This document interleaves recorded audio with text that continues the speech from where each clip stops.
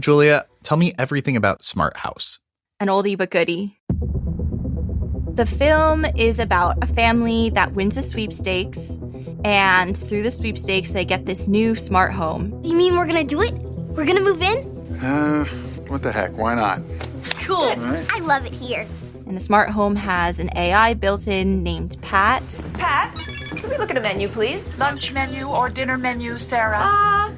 Let's take a look at what you've got on tap for snacks. But Pat starts going haywire, and she takes on this physical embodiment of a 1950s housewife and becomes this very sort of controlling mother figure and terrorizes the family. She shuts all the windows, and she creates this kind of storm within the house. I can be everything you need, then.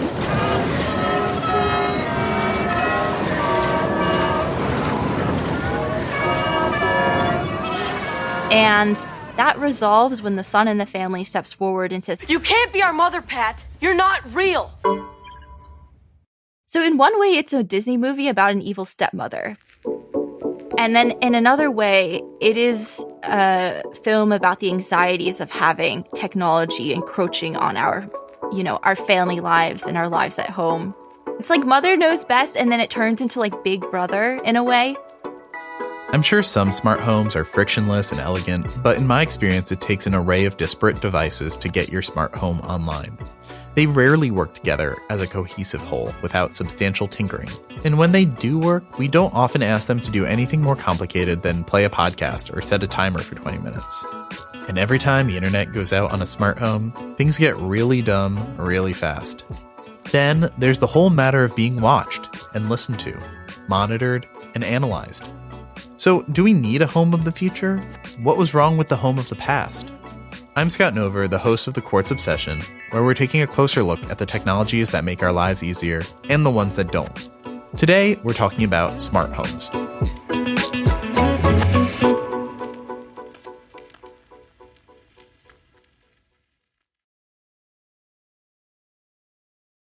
Julia, introduce yourself. My name is Julia Malleck, and I'm a reporter at Quartz. I also write obsession emails on occasion, which means I take really deep dives into topics that fascinate me. And one of those topics happens to be smart homes, what we're covering today. So you're the smartest smart home person we've got at Quartz. Yes, that is me. I'm the in-house expert, previously dumb, but now smart on smart homes. That 1999 Disney movie Smart House had a big impact on you when you were a kid. But we've been making art and literature about the home of the future forever, right? So the idea of smart homes has appeared in world fairs. It appeared in the Chicago World Fair. There was a 1950 Ray Bradbury short story called There Will Come Soft Rains. And it's about this post-nuclear disaster landscape. The family has all died, but the house is still carrying out its automated responsibilities, such as cooking or cleaning or sending the family certain notifications or alarms or alerts. And at the end of the story, this house ends up catching on fire. So it's almost like technology cannot save itself. So you have that sort of grim vision of a smart house coming in the mid 20th century. But as someone who has thought about smart devices for a long time, you must have a smart home, right? Contrary to what you would think, I actually probably have the dumbest home. I do not have any smart home devices unless you count my smartphone or laptop. The reason I don't have a smart home is because of the extent of research I've done on smart homes.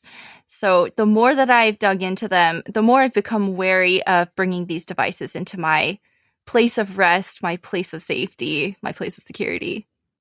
Tell me about that idea of rest. Why would a smart home interrupt that? Smart devices in many ways can complicate that feeling because they can introduce certain vulnerabilities into the space. They can be hacked, and they're also probably collecting a lot of data on you and sending it elsewhere. I think when we think about the safety of our houses, very often we're thinking about the physical safety, but connecting our at-home networks to external sources brings in a whole other host of vulnerabilities. And it does require a lot of upkeep and maintenance. Things often do go wrong. So you'll probably have a host of apps on your phone to be using or interacting with a bunch of different devices. That means maybe more push notifications, more software updates or downloads on your phone. So it makes you feel like you're being watched all the time, at least for me. I mean, I probably run a little paranoid as things go, but if there are a bunch of devices I'm not interacting with, a lot of them are on standby and are actively sensing the environment that you're in. And the second that you interact with it, it will be recording that information that you provide to it. So I think there's something a little bit unnerving about that. Feels a little bit like Big Brother is watching. It's very panopticon-y. Yeah. Are you like that in your outside life, outside of your home? Is this a through line for you, or is this just kind of how you think about home? I think I tend to skew more towards the Luddite end of the scale. I do have a smartphone. I've always used a VPN, basically, since I've been on the internet. And I used to live in China as well, where it's necessary to protect your personal information and your activity online. So I'm definitely not an early adopter. I would say I'm an early skeptic. And then if enough people have adopted it, I might eventually just resign myself to the fact that this is how things are. How do the privacy concerns you had in China differ from the ones that you have in London, where you live now? I feel like in many ways it's the same, but the difference is the system of governance. So, all of the surveillance is being controlled very much through China's main party, whereas in the West, you have a separation of sort of private sector and the state.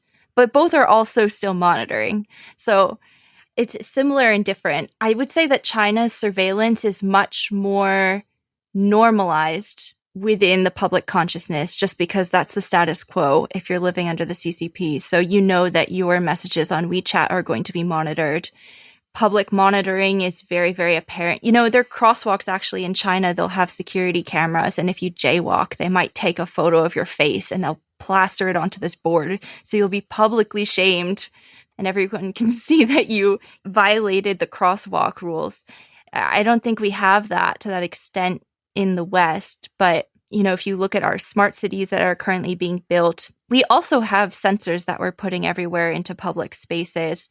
And going back to smart homes, the question of adopting smart devices is, do we want to also introduce these sensors into our own private domain?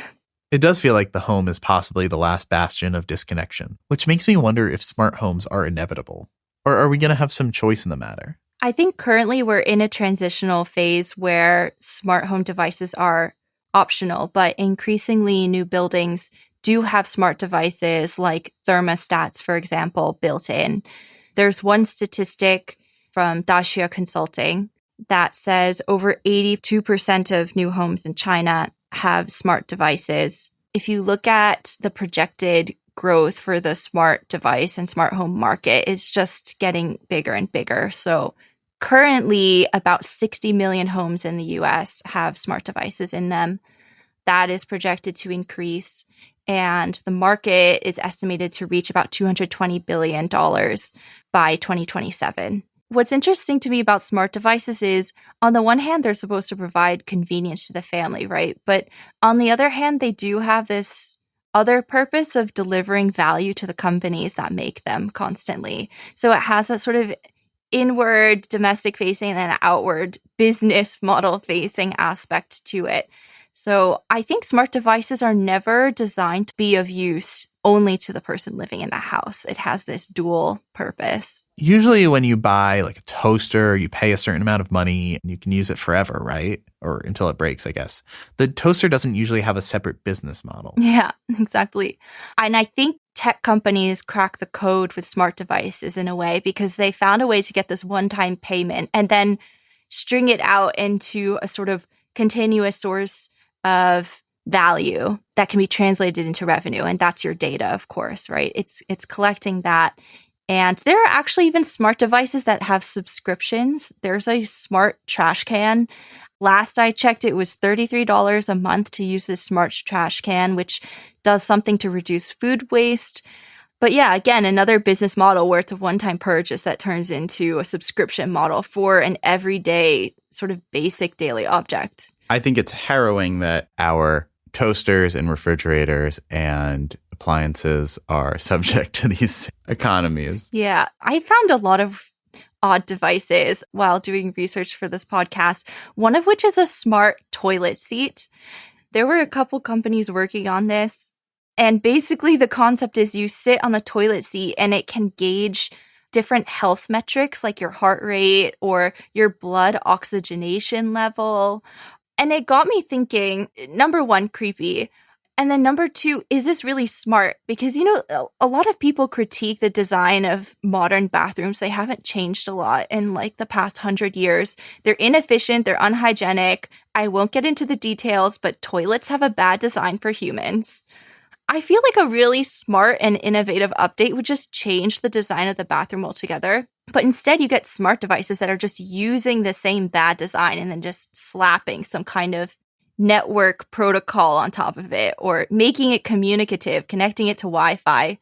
And I think that's like also one of the dumb aspects of a lot of smart devices. Right. And I do think that's a really important distinction, but I need to know a little bit more about the smart toilet. Basically, the idea was there were companies that were saying we can sort of digitalize healthcare. So we can send this data in real time somewhere else and maybe to your healthcare provider. And then they can tailor your healthcare according to whatever data is being sent to them, which like what could go wrong? It's not like insurance companies could possibly get their hands on that if anyone did that. But I'm wondering like who would actually want to adopt this? I think companies maybe want it. And I can see how certain industries would find it interesting to gather more data. But do individuals actually want it? I'm not so sure. Okay, so smart toilet, smart trash can, you're not buying into those anytime soon. In a moment, I'm going to ask you if there's any smart home device that you might be interested in. But first, a quick break.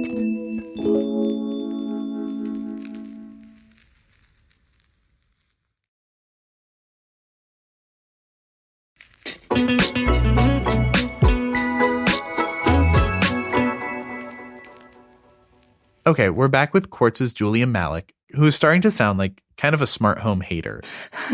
Let's say you get over your anxiety about privacy. What would be the first smart home device that you adopted? Probably a smart speaker, just because I like listening to music. And it's fun when you have like a party or friends over to easily play some music or to request certain songs. I could see that. Okay, so the smart speaker, and I'm going to say smart speaker so I don't trigger everyone's devices, it's intriguing to you. Maybe it's doing a better job of balancing your privacy concerns with convenience. But it's not actually that different from a stereo or a boombox. What problem is it addressing?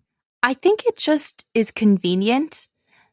I don't think it's solving any major problem that we had previously with listening to music. There is a broader trend within the music industry that people are just renting music now. When you had physical records or CDs, that was yours. And this sort of music industry model of everything is rented and you have to pay a subscription to access it and everything's in the cloud, sort of in this ephemeral place. I think they all kind of mesh together in a way. So I don't think it was solving any major problem. However, I would say there are people who have said that smart devices can make certain things more accessible, for those who have disabilities, for those that are elderly. Having something that is voice controlled can be really helpful. Does it bother you that people might be listening to this podcast out of one of those very same smart devices? People can do whatever they want. What is interesting is when you go over to people's houses and they do have a smart house, should you disclose that you have smart devices? Is that going to be part of home etiquette in the future, or should it be part of home etiquette? By the way, I have, an Alexa, or I have a Google Nest or whatever, or Siri. Do you think that your friends should disclose that they have some connected devices that may or may not be listening to you? In practice, it probably would come off as a bit odd. To be honest, I'm just one data point. And what's more concerning is this happening on a more massive scale, right? The volume of data that's being collected. We don't know what's being done with that volume of data. There are certain countries that do have stronger data privacy laws. You have GDPR here in the EU. I'm not here in the EU. Yeah. I'm no longer in the EU. I'm sorry to report you're not in the EU anymore, but GDPR is still worth talking about. Tell us what it is. GDPR stands for General Data Protection Regulation, and it's an EU law that tries to protect the data and privacy of people living in the EU and the European Economic Area. Right. The EU tends to have stronger digital privacy protections than the United States does. So if we were going to see any regulatory measures to keep smart devices and smart homes in check, they'd probably be coming first from Europe, or maybe one of the more consumer protection-oriented states like California. Is anything brewing that might rein in some of these devices? I would say regulation is really in its nascency at the moment. So the US doesn't have any federal laws currently that are regulating the space. California has some laws. There are some laws in the EU, the UK also. Singapore has as well. Singapore and Finland both have IoT, Internet of Things, labeling policies. So they have to make clear how the devices are, gathering data from you and the potential vulnerabilities and that sort of thing. And they've signed an agreement to sort of standardize that labeling. But there's not really any labeling going on anywhere else, as far as I know. So you're very much at this point on your own in the market as a consumer to do your own homework, to do your own research, and make sure you're not introducing anything that's potentially insecure into your house or potentially hackable.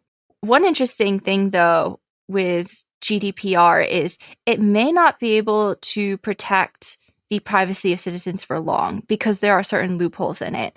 And that's related to networks and where the processing of our data takes place. So traditionally, a lot of these Internet of Things devices send data to a data processing center. That means it's going over the internet. It could be going across the Atlantic. But increasingly, a lot of these devices do operate on edge computing, which means that the processing of the data for the device happens on the spot where the device is or very close by. An example of that would be your Fitbit monitoring your heart rate. It will give you in real time what your heart rate is. And that's useful because you don't want that data to be sent far out and then come back. There would be a delay. It's costly for the company. In computing terms, latency refers to the delay that happens in transfer of data. So increasingly, a lot of these smart home devices, these IoT devices, are doing their computing at the edge of a network. And that means that with these GDPR rules, if you're processing data at the edge, you can have these companies collecting your data in the country, stripping the data of certain information, and then sending it to a central processing hub. So they kind of can skirt around GDPR rules regarding which nation the data was collected in. Is there any regulation that would make you personally feel comfortable with a smart home? If you have your data being kept on site, basically where it's being gathered and being processed and analyzed there on the spot, if it were to just stay there, I think that would be great. The second thing would be potentially being compensated for my data. And there is an idea that's been thrown out there about monetizing personal data. It's called sensing as a service. And the idea is you as a data producer, so, you own the Roomba or the Fitbit or whatever, would sell that data to some larger entity or company, a data consumer, for a certain price. And current proposals have shown that transaction happening through a public ledger, so the blockchain. There was one company called DataCoo, which tried to do that. They were founded in 2012, but they ended up closing shop in 2019 because they couldn't really find a way to be profitable. I think that would be very interesting, though, because currently we do produce so much data and it's just given, completely for free to these big tech companies. And we really don't get any sort of direct return, no direct compensation. We just get served very targeted ads. That's an idea that would sort of level the playing field for consumers in a world where everything is going subscription. The music industry, as you mentioned, is mirroring some of the other prevailing business models. Everyone kind of wants a cut of the subscription fees. Everyone wants recurring payments from consumers, right? Even our appliance companies. And I think that's why, in a way, smart devices feel like an extension of a way of the subscription or the rental market. There are devices you buy where you are required to have a subscription in order for it to fully function. or they might come with a subscription, like your smart fridge might automatically order things on a certain schedule because it notices that your stock is low. So it is like an innovative business model. It's a new way to kind of squeeze money or value out of people and their activities, even when they're at rest, even when they're at home. What if I have the smartest home in the world and half the stuff is on a subscription plan? Something happens, I end up in the hospital or something, and I miss my subscription payments. Am I going to get locked out of my fridge and my house? What's the worst case scenario here? I think that definitely can happen. Yeah, if you don't keep up with payments, you lose access. The same way if you have a Spotify subscription and you don't pay, you're not going to have access to any of your music or playlists anymore, or you're going to be served ads while listening to them, right? There is a similar sort of parallel there. So you'll still have access, but it might be full of ads. The other bigger threat, aside from not paying for subscriptions for certain devices, is if your internet goes out entirely. Or if, say, your phone dies or is stolen. Your phone very often is sort of the central remote for a lot of these devices. It connects them, and it has apps that you can use to interact with your smart devices in your home. If that's gone, you're also kind of, out of options. It becomes really difficult to do the basic functions in your home that you previously could, like open the door. And also, these are private companies that we're relying on. What if one of them just goes out of business entirely and you can't access your smart safe or lockbox? Yeah, I think that's definitely a concern, especially because there are so many smaller companies now in the market that are producing one kind of smart device. There's a lot of competition. Things can become obsolete quickly as well. Also, another thing with smart devices actually is they're usually built with pretty simple hardware and software. If you think about like a smart egg tray, for example, that's a thing that exists. They probably break pretty easily, and they're not designed to have software updates. They're just kind of like this object that has an ability to communicate through a network protocol. So there are a lot of things that can become obsolete quickly or kind of break down, and the only recourse is to buy a new one. What does a smart egg tray even do? The smart egg tray has its own app, and it just tells you how long the eggs have been there and if they're going bad and if you need to buy more eggs. That seems completely pointless. Yeah. It seems like a lot of these technologies that want to be part of our home, on our walls, connected to our wireless networks, aren't actually making our home super smart. They're not really making us and our lives more efficient necessarily. We just kind of have access to more data and analytics about the everyday things that we do. Is that a fair critique? Yeah, I would say I lean that direction for the sake of arguing the other side. Some stuff is cool and it does make things easier, like, automatic garage doors or things that can switch on your lights or adjust your curtains. And of course, there is the environmental efficiency argument. So if you have a smart thermostat or other systems in your house that can adjust what you need based on, the temperature or whatever, it can make your home a lot more efficient. It can lower your energy bill. So there are arguments on that side of things. A few years ago, I moved into an apartment, and it was a pretty new apartment that the owner had outfitted with some new tech. And one of the things that was in there was a Nest thermostat. And it was great. I have no data about how efficient it was and how energy conserving it was, but the benefit was that I could change the temperature without leaving bed at night. So if I was really hot, I could make it colder. If I was really cold, I could make it warmer.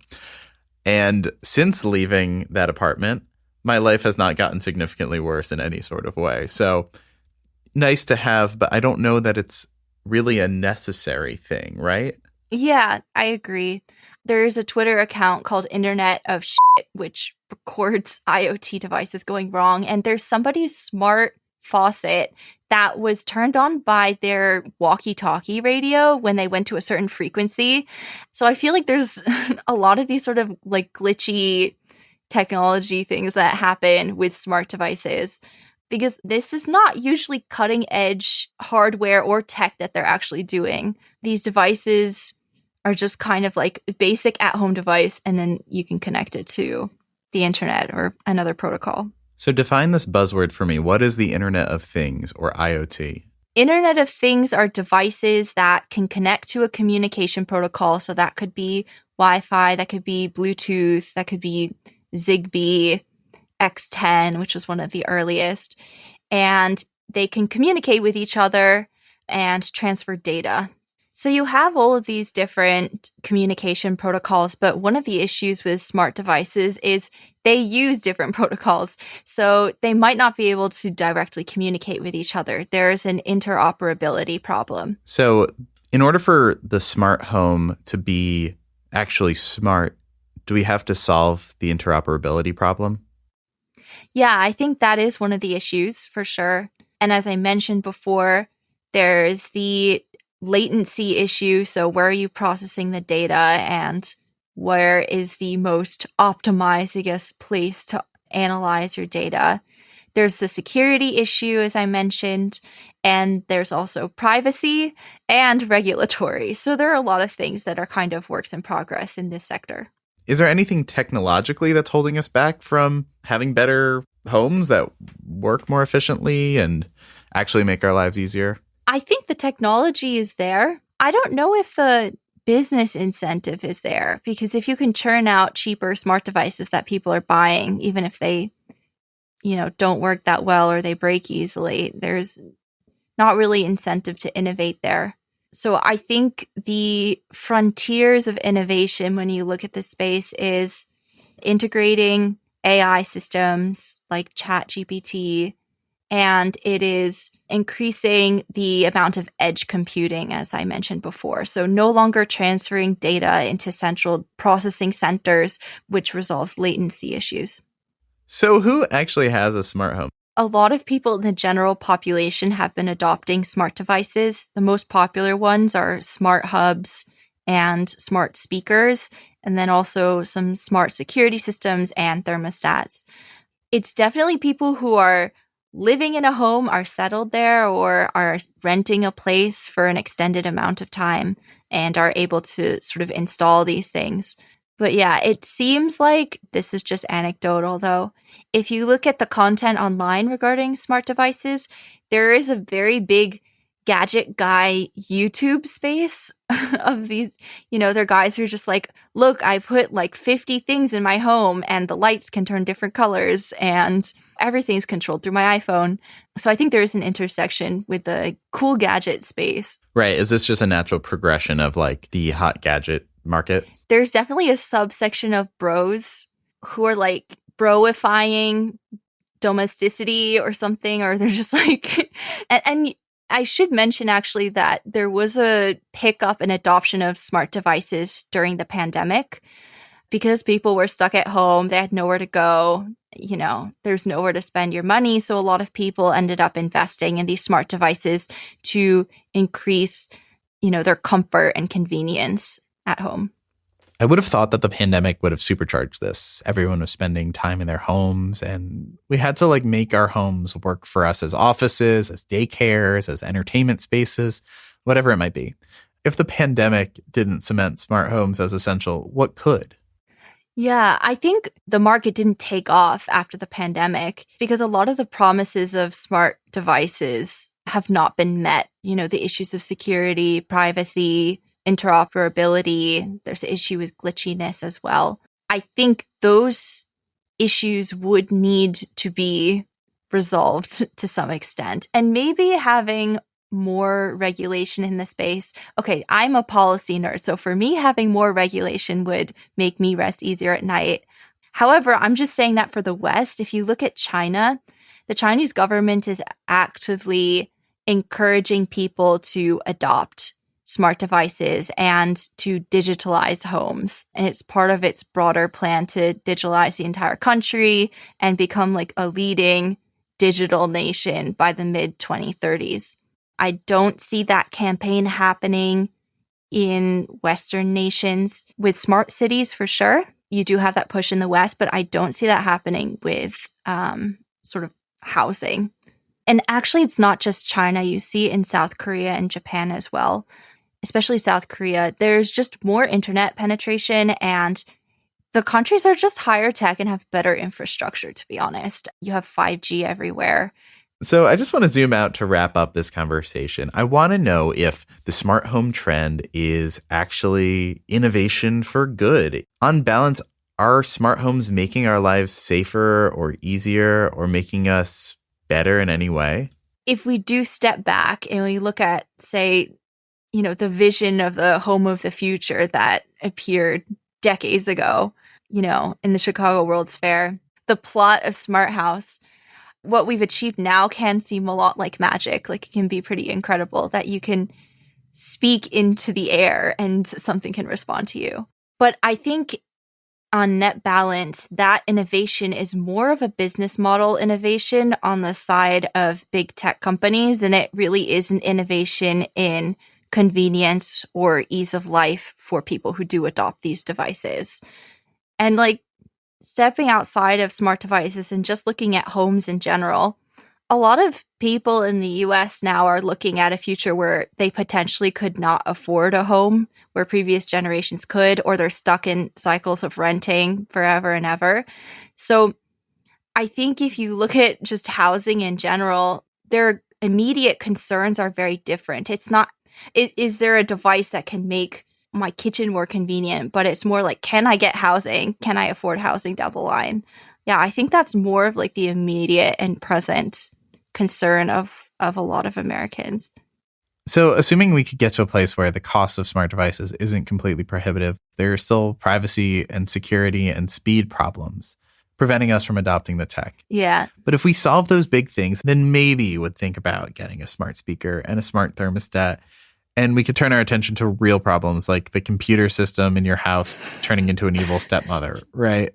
Yeah, that would be the next existential crisis. Last question. Smart house. The film doesn't exactly have a happy ending, right? The movie ends with them eating a breakfast together, and they're eating waffles. And there are chocolate chips in the waffles. And the girl in the family is like, Dad, did you put in chocolate chips? And he's like, no. And then they realize Pat put in the chocolate chips. So there's this kind of fear still of the AI isn't completely going to follow the rules that humans have written for it. Does our smart home story have a happy ending? To be continued. We'll see what happens. Smart House 2, Revenge of Pat. I would watch that. It's good content. Julia, thank you so much. This was awesome. Thank you. This was fun. Julia Malleck is a breaking news reporter at Quartz.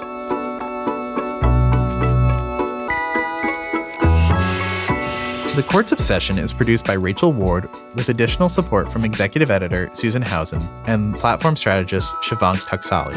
Our theme music is by Taka Yasuzawa and Alex Segura. This episode was recorded by Eric Wojon at Solid Sound in Ann Arbor, Michigan, and Dax Lanier at Puzzle Factory Sound Studios in London. If you like what you heard, leave us a review. We love hearing what you think about the show. Tell your friends about us, then head to qz.com/obsession to sign up for Quartz's weekly obsession email and browse hundreds of stories about everything from zombies to pollen to the mysterious yet ubiquitous Florida man. Quartz is a guide to the new global economy for people in business who are excited about change. We hope that you'll join us next time when we dig into super apps. What happened with Musk and his promises to turn Twitter into a super app? Well, I think firstly, he lost a lot of money and then he got a lot of it back. And we got distracted by him. I'm Scott Nover. Thanks for listening.